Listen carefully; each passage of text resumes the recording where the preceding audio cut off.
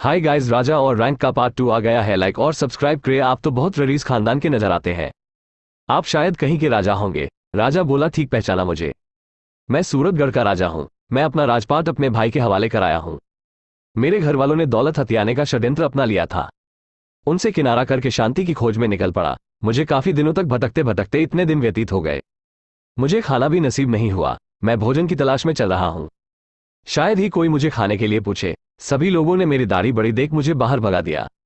मैंने उनके डर से कहीं मेरे पास इतने मूल्यवान गहने देखकर मुझे खाने को न पूछे, इसलिए मैंने अपने गहने उनसे छिपाकर अपनी झोली में रख लिए।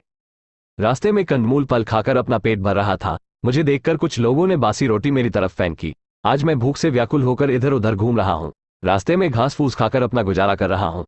तुम्हारे झोली में क्या है? कृपया मुझे खाना खिला दो। भीखू उसकी तरफ देखकर मुस्कुराता हुआ बोला, अगर तुम मुझे अपनी सोने की अंगूठी दे दो तो मैं तुम्हें अपने पास से खाना दिला दूंगा। राजा उसकी बात सुनकर बड़ा खुश हुआ। बोला, तुम मुझसे मेरी अंगूठी ले सकते हो। मैं अंगूठी के बिना रह सकता हूं, लेकिन भूखे पेट नहीं रह सकता। राजा ने अपने हाथ से अंगूठी लेकर उसे दे दी। भीखू ने भी अंगूठी पाकर अपनी रोटी उसे दे दी। भीखू राजा को बोला, तुम भी अकेले हो और मैं भी अकेला हूं। हम दोनों साथ साथ चलते हैं। एक से दो भले। दोनों साथ साथ रास्ता पार करने लगे। काफी घने जंगल में जाकर विश्राम करने के लिए रुके। राजा की तरफ देखकर भीखू ने राजा को कहा कि आप कितने भाग्यशाली इंसान हैं। आपके पास सब कुछ है, मेरे पास कुछ नहीं है। पैर में जूते भी फटे हुए हैं।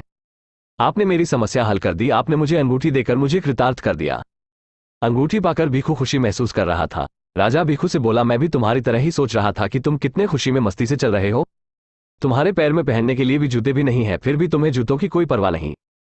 तुम्हें इस हालत में खुश देखकर मैं सोचने लगा कि तुमसे बका कोई भी खुश नसीब नहीं होगा। मेरे पास सब कुछ है, फिर भी मैं खुश नहीं हूं। राजा बोला, हम दोनों की एक जैसी हालत है। दोनों विश्राम करने के लिए रुक जाते हैं। बातों ही बातों में भीखू राजा से उसके राज्य की जानकारी, उसके भाई का नाम और वो कन्हा का राजा है, राजा से सब कुछ पता कर लेता है। उसने अपने मन में ठान लिया था कि वह राजा के सोने के गहने और कीमती वस्त्र आधी रात को चुराकर यहां से भाग जाएगा, इसलिए वह राजा का विश्वास पात्र बनकर उससे मीठी मीठी बातें कर रहा था। थोड़ी ही देर में राजा को गहरी नींद आ गई। उसने राजा के खाने में बेहोशी की दवाई मिला दी थी, जिसे खाकर राजा को गहरी नींद आ गई थी।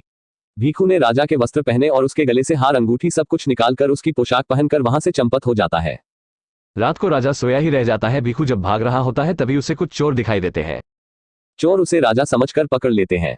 वह खुश होकर एक दूसरे को कहते हैं, आज तो किसी राजा से हमारा वास्ता पड़ा। उन्होंने उससे सारे के सारे गहने, कीमती अंगूठी और उसके मूल्यवान वस्तुएं उससे छीन ली। उसे केवल एक धोती पहना दी। उसका सब कुछ लूट लिया। उसे एक पेड़ से बांध कर बोले, जल्दी से हमें बताओ तुम कहाँ के राजा हो, वरना तुम्हें मारकर किसी गड्ढे में फेंक देंगे। भीखू सोचने लगा कि अमीर बनकर तो मैं मरने की कगार पर पहुंच गया। अब क्या करूं? कैसे इनसे अपने आप को बचाऊं?